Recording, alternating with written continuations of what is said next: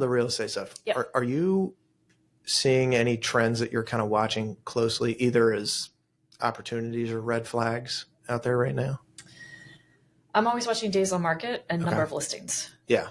So watching the absorption rate, if you will. So, because I think that's a big tell as to where we are. And another technique I use is it's not so much watching, but it's making phone calls and finding out. So if I have a listing coming up this weekend that's in the 400 price point, it's a little single family house, who else has sold one of those in our county fairly recently or in a similar area? I call that agent and I say, how many contracts did you get? Or how many showings did you get? How many people didn't get the house who are still out there? Yeah. That's how I base my pricing and my marketing around that information. That's really thoughtful.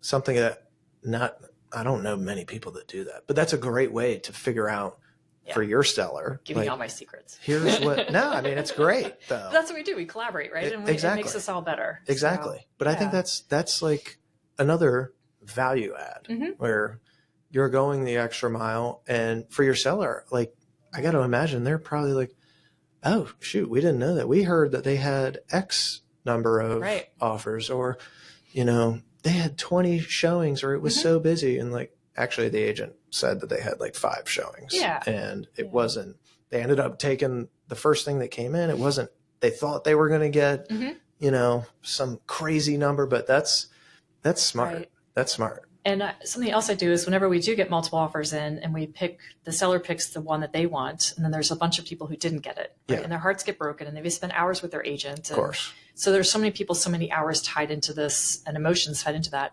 I personally make a phone call to every single agent who put the offer together, and I say, hey, out of the 7 that came in, your buyer's offer was number 3 in the pile. Yep. Here's why.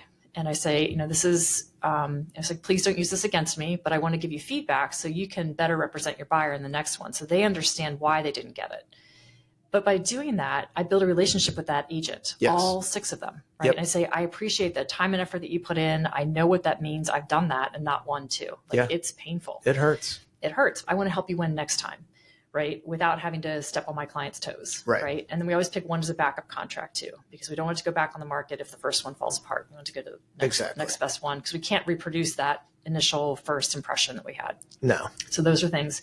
But what that does is when I submit an offer to another agent, how many agents do you think I now know and have good relationship with by doing that? Probably a significant number. A ton. And I teach classes and I do other things. So I want to be the person who's collaborative, that people know that about me.